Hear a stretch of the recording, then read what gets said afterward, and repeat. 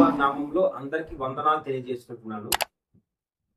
ఈరోజు మన ప్రభువైన యేసుక్రీస్తు వారు మనతో మాట్లాడుచున్న మాటలు ఏమిటంటే, మన ప్రార్థనకు జవాబు ఎప్పుడు దొరుకుతుంది, మన ప్రార్థనకు జవాబు ఎలా వస్తుంది, మన ప్రార్థనకు జవాబు దేవుడు ఎప్పుడు ఇస్తారు అనే అంశం మీద దేవుడు ఈరోజు మనతో మాట్లాడబోతున్నాడు. కాబట్టి శ్రద్ధగా దేవుని వాక్యాన్ని విని, వాక్యము తగ్గట్టుగా మన జీవితాలను మలచుకొని, వాక్యం తగ్గట్టుగా మన జీవితాలను ఏర్పరచుకొని, వాక్యం తగ్గట్టుగా మన జీవితాలను ఆత్మీయ జీవితంలో నడిపించుకొని దేవుళ్ళో ముందు కొనసాగుతాం. చాలా మంది దేవునికి ప్రార్థిస్తారు. దేనికి ప్రార్థిస్తారు అంటే, నేను పలానా సమస్యలో ఉన్నాను, నా సమస్యకు దేవుడు పరిష్కారం ఇవ్వగలడు, ఆయన శక్తివంతుడు, కృపామయుడు, కనికరమయుడు, కాబట్టి ముఖ్యంగా నన్ను ప్రేమిస్తున్నాడు, కాబట్టి నా దేవుడు నాకు నా సమస్యకు పరిష్కారం ఇస్తాడనేసి విశ్వాసముతో మనం ప్రార్థిస్తాం. ఆ విధంగా మోకరించి ప్రార్థించిన తరువాత మన ప్రార్థనలో దేవునికి సమస్తము చెప్పుకుంటాం. అయ్యా, పలానా సమస్యతో నేను బాధపడుతున్నాను, నా సమస్యలు తీర్చండి, ఈ సమస్య వల్ల నేను చాలా కుంగిపోతున్నాను ప్రభా, ఈ సమస్య వల్ల బలహీన పడిపోతున్నాను తండ్రి, ఈ సమస్య నుంచి నన్ను బయటికి పడేయండి ప్రభా, నీకోసం జీవిస్తాను, నీకోసం బ్రతుకుతాను, నా జీవితాన్ని కల్పించుకుంటాను, నీ ఆజ్ఞలు తగ్గట్టుగా జీవిస్తాను, ఇంకా ఆత్మీయ జీవితం ఎక్కువగా ముందు కొనసాగుతాను, నీ పరిచయం చేస్తాననేసి చాలా మంది దేవునికి ప్రార్థించుకున్న తర్వాత తీర్మానాలు తీర్చుకుంటారు. ఎందుకంటే ఆ తీర్మానం తీర్చుకుంటే నా దేవుడు రక్షిస్తాడేమో, ఆ తీర్మానం తీసుకుంటే నా దేవుడిని కాపాడుతాడేమో అనేసి చాలా మంది తీర్మానాలు తీర్చుకుంటారు అనమాట. ఓకే, తీర్మానాలు తీర్చుకోవడంలో తప్పు లేదు. నా దేవుడు నాకు సహాయం చేస్తాడు, నా దేవుని కోసం ఈ విధంగా జీవిస్తే అనుకోవడంలో తప్పు లేదు. దేవునికి ప్రార్థించుకున్న తరువాత ఆ ప్రార్థించుకొని ఆ సమస్యని దేవునికి చెప్పుకున్న తర్వాత, ప్రార్థన ముగిసిన తర్వాత ఈ సమస్యకు పరిష్కారం దేవుడు ఇస్తాడా? అయ్యో, ఈ సమస్య వల్ల ఇలాగైపోద్దేమో, నా జీవితం అలాగైపోద్దేమో, ఆ విధంగా అయిపోద్ది అనేసి నీలో నువ్వు ఆలోచించుకొని దేవుని శక్తిని, బలాన్ని తక్కువ చేసేసి విశ్వాసాన్ని కోల్పోయి ఒకవేళ నువ్వు ఆ విధంగా బ్రతికితే మన ప్రార్థనకి జవాబు ఎప్పటికీ రాదు.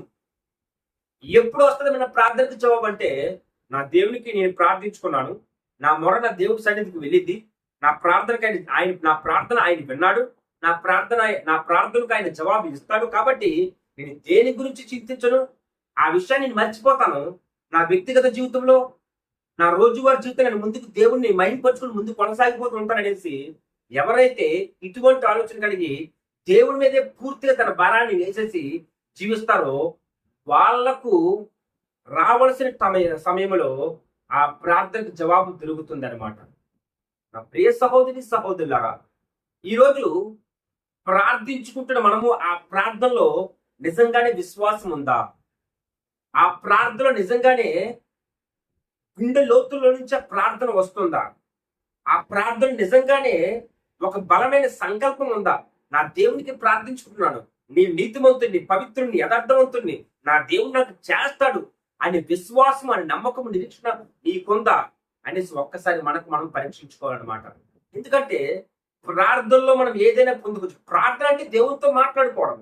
చాలా మంది ఏమంటారంటే ప్రార్థన ఈ విధంగానే చేయాలి, ఈ విధంగానే ప్రార్థన చేస్తే దేవుడు మన ప్రార్థన అంగీకరిస్తాడు, ఈ విధంగానే ప్రార్థన చేస్తే దేవుడు మన ప్రార్థన తమ మొరకదు. ఎందుకంటే ప్రార్థన అనేది ఏదో పెద్ద పెద్ద మాటలు మాట్లాడేసి, బైబిల్లో ఉన్న పవిత్రమైన మాటలు మాట్లాడేసి చేయడం కాదు.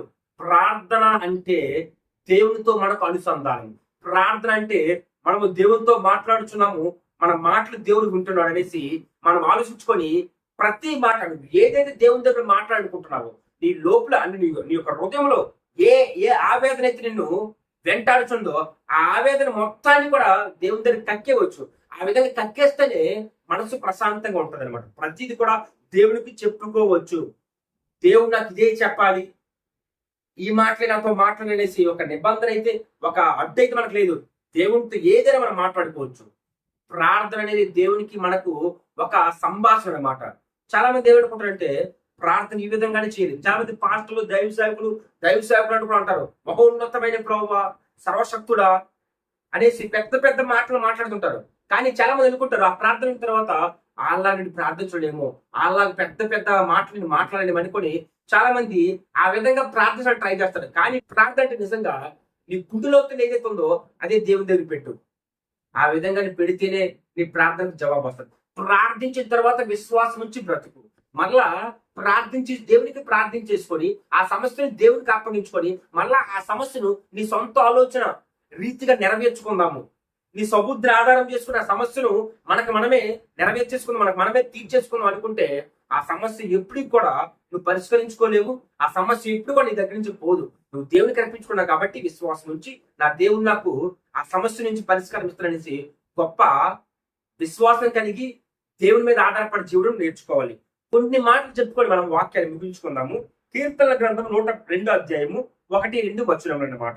యెహోవా నా ప్రార్థన ఆలకింపుము, నా మొరని యొద్దకు చేరనిము, నా కష్టదినము నాకు వింకుడివే ఉండకము, నాకు చెవియొగ్గుము, నేను మొరలిన నాడు త్వరపడి నాకు ఉత్తరం ఇమ్మనేసి దేవుని వాక్యం సెలవుస్తుంది అన్నమాట. కాబట్టి ఈ విధంగా ప్రార్థిస్తున్న మనము ఆ ప్రార్థన తగ్గట్టుగా మన జీవితం ఉందా లేదా మనము ఒకసారి ఆలోచించుకోవాలి. చాలా మంది ప్రార్థించుకొని మరలా తమ ఇష్టం వచ్చినట్లు జీవించేస్తుంటారు అనమాట. ఎందుకంటే ప్రార్థన చేయడం దేవునికి ఒక డిపాజిట్ చేయడమేమో, దేవునికి ఒక ఉత్తరం రాయడమేమో, ఆ ఉత్తరం రాసిస్తే ఆ ఉత్తరం దేవుని దగ్గర వెళ్ళిపోతుంది.